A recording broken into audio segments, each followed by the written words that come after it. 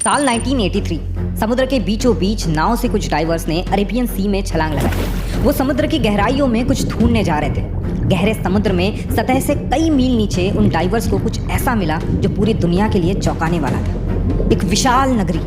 देखने में ऐसा लग रहा था मानो आज के समय की कोई अर्बन सिटी समुद्र के नीचे बसी हो। ऊंची ऊंची दीवारें, सड़कें, मूर्तियां, महल और एक पूरा वेल प्लान्ड शहर। समुद्र के अंदर ऐसी नगरी देखकर वो सारे डाइवर्स हैरान हो गए।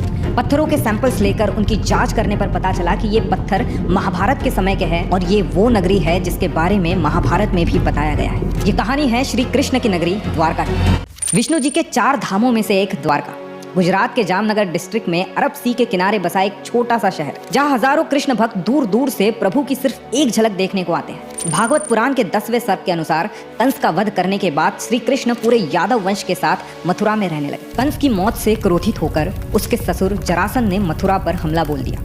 एक के बाद एक जरासंध ने मथुरा पर 17 बार हमला किया।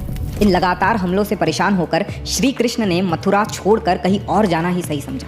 उन्होंने समुद्र के ऊपर एक विशाल नगरी के निर्माण का आदेश दिया, लेकिन समुद्र देव की आज्ञा के बिना ये मुमकिन नहीं था। तब श्री कृष्ण ने समुद्र देव की आराधना की। समुद्र देव ने प्रसन्न होकर समुद्र के बीच श्री कृष्ण को 12 योजन धरती प्रदान की।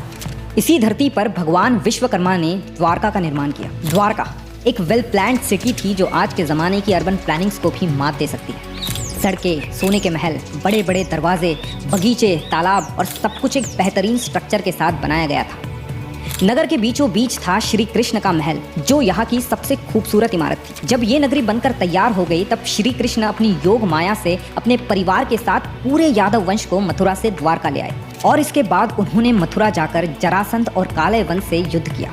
विजयी होने के बाद श्री कृष्ण द्वारका नगरी को लौट आए और अपने परिवार के साथ खुशहाली से रहने लगे। लेकिन जिस प्रकार इस धरती पर जन्म लेने वाला हर जीव सुख और दुख के बीच बंधा होता है, वैसे ही श्री कृष्ण भी इस चक्र का एक हिस्सा थे। कुछ समय बाद पांडवों और कौरवों के बीच महाभारत का युद्ध शुरू हुआ, जिसमें श्री कृष्ण ने अर्जुन के सारथी के रूप में अहम भूमिका निभाई। 18 दिनों तक ये भीषण युद्ध चलता रहा, जिसमें आखिर पांडवों की जीत हुई। महाभारत के स्त्री पर्व के अनुसार जब कौरवों की माता गांधारी ने अपने पुत्रों के मृत शरीर देखे तो उन्होंने श्री कृष्ण को युद्ध के लिए दोषी ठहराया। उन्होंने क्रोध में आकर श्री कृष्ण को श्राप दे दिया। जिस तरह उनके पुत्रों और वंश का आपस में युद्ध करके विनाश हुआ, उसी प्रकार ठीक 36 साल बाद श्री कृष्ण के वंश का भी विनाश होगा। श्री कृष्ण ये जानते थे कि उनके वंश का विनाश आपस में लड़कर ही होगा, इसीलिए उन्होंने इस श्राप को हंसकर स्वीकार कर लिया। लेकिन माता गांधारी के श्राप के साथ एक और श्राप था जो यादव वंश के सर्वनाश का कारण बना। एक बार द्वारका के निकट बसे एक पवित्र स्थल पिंडारक में कई बड़े साधु संत पधारे। उन्हें देखकर श्री कृष्ण के पुत्र सांब और उनके कुछ दोस्तों ने ऋषि मुनियों के साथ शरारत करने की एक योजना बनाई। सांब एक गर्भवती स्त्री का भेष धरकर ऋषि मुनियों के सामने पहुंचा और उनसे अपने होने वाले बच्चे के बारे में पूछा। ऋषि मुनि अपना मजाक उड़ते देख क्रोधित हो गए और उन्होंने उन लड़कों को श्राप दे दिया कि सांब एक लोहे के मूसल को जन्म देगा जो यादव वंश के विनाश का कारण बनेगा। जब उन लड़कों ने देखा तो सांब के कपड़ों के अंदर सच में एक लोहे का मूसल मिला। श्री कृष्ण के नाना जी राजा उग्रसेन को जब इस बात का पता चला तो उन्होंने उस मूसल के टुकड़े टुकड़े कर दिए और उसे समुद्र में फेंक दिया। ये टुकड़े एक मछली ने निगल लिए। ये मछली मछुआरों के जाल में जा फंसी और जब उसको चीरा गया तो उसके पेट से वही लोहे के टुकड़े निकले। एक शिकारी ने वो टुकड़े निकालकर जहरीले तीर बनाने में इस्तेमाल कर लिए। लेकिन टुकड़े होकर खत्म हो जाने के बाद भी ये लोहे का मूसल यदुवंश के विनाश का कारण कैसे बन पाया?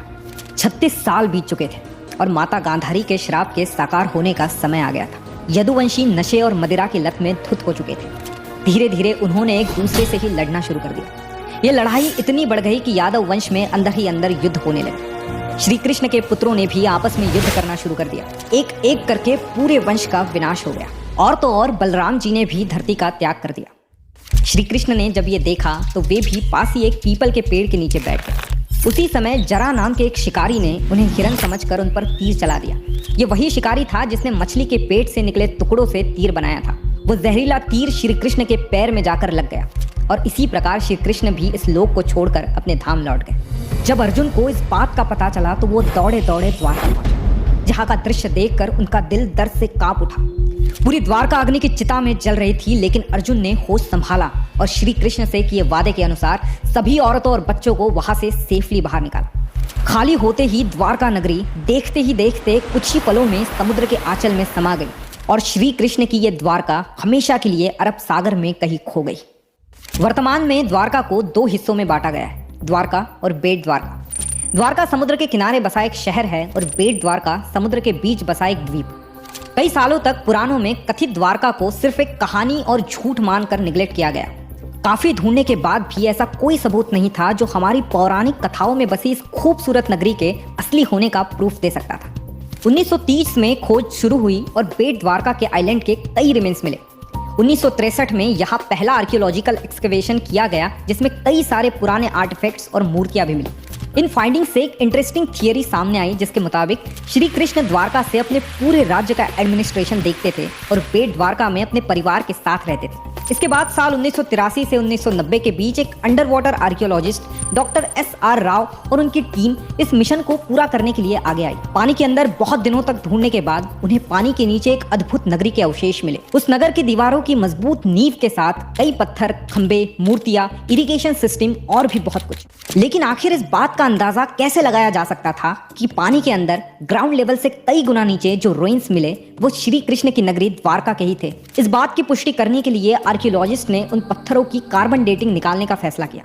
कार्बन डेटिंग एक ऐसी प्रोसेस होती है जिसमें एक्सपेरिमेंट्स के थ्रू एक पत्थरों की पॉसिबल एज निकाली जाती है। डॉक्टर नरहरि आचार्य ने महाभारत में मेंशन ग्रहों की स्थिति और एस्टेरॉइड्स की जानकारी से ये कैलकुलेट किया कि महाभारत का युद्ध 3126 BCE में हुआ था। महाभारत के हिसाब से द्वारका का निर्माण भी द्वापर युग में ही हुआ था और इन पत्थरों की कार्बन डेटिंग निकालने के बाद पता चला कि ये पत्थर उस समय से काफी क्लोजली रिलेटेड है। लेकिन पत्थर तो किसी भी समय के हो सकते हैं, तो फिर इस बात का स्ट्रॉन्ग एविडेंस कैसे कंसिडर किया जा सकता है? और इसीलिए आर्कियोलॉजिस्ट ने समुद्र के अंदर मिली इस नगरी का एरिया नापना शुरू किया और सरप्राइजिंगली इस एरिया का मेजरमेंट था 12 योजन, जो कि भागवत पुराण के हिसाब से उस धरती का माप था जो श्री कृष्ण को द्वारका के निर्माण के लिए समुद्रदेव ने प्रदान की। सिर्फ यही नहीं, इस स्थान पर बड़ी संख्या में लंगर भी पाए गए, जिससे ये पता चलता है कि द्वारका एक ऐतिहासिक पोर्ट था जहां से भारत दूसरे देशों से सालों तक व्यापारिक संबंध एस्टैब्लिश करता रहा। फंड्स की कमी के कारण ये एक्सकेवेशन यही रुक गया, लेकिन 2007 में आर्कियोलॉजिकल सर्वे ऑफ इंडिया ने इसे फिर शुरू किया और आज भी ये एक्सकेवेशन जारी है। एक थियोरी के मुताबिक आज से 3500 साल पहले जिस जमीन के टुकड़े पर द्वारका नगरी बनी थी वो समुद्र के सतह पर हुआ करता था, लेकिन जैसे जैसे सी लेवल बढ़ा श्री कृष्ण की ये नगरी पानी में डूब गई। लेकिन फिर सवाल ये भी है कि सी लेवल धीरे धीरे बढ़ता है और महाभारत के महाप्रस्थानिका पर्व के अनुसार अर्जुन की आंखों के सामने द्वारका के तट से टकरा रही लहरों ने एक पल में पूरी द्वारका को अपने बहाव में समेट लिया। आज कई लोग महाभारत और रामायण भगवान विष्णु के धरती पर जन्मे अवतार और बाकी पौराणिक कहानियों को एज अ मिथ कंसिडर करते हैं। लेकिन सिर्फ द्वारका ही नहीं बल्कि ऐसी और भी बहुत डिस्कवरीज है जो ये प्रूव करती है कि इस धरती पर इंसानों का एग्जिस्टेंस सिर्फ हड़प्पा मोहनजोदारो के समय का नहीं बल्कि उससे भी हजारों वर्ष पहले का है। अगर आपको ये वीडियो पसंद आए तो इसे लाइक और शेयर करिए और हमें कमेंट्स में बताइए कि और किस टॉपिक के बारे में आप जानना चाहते हैं।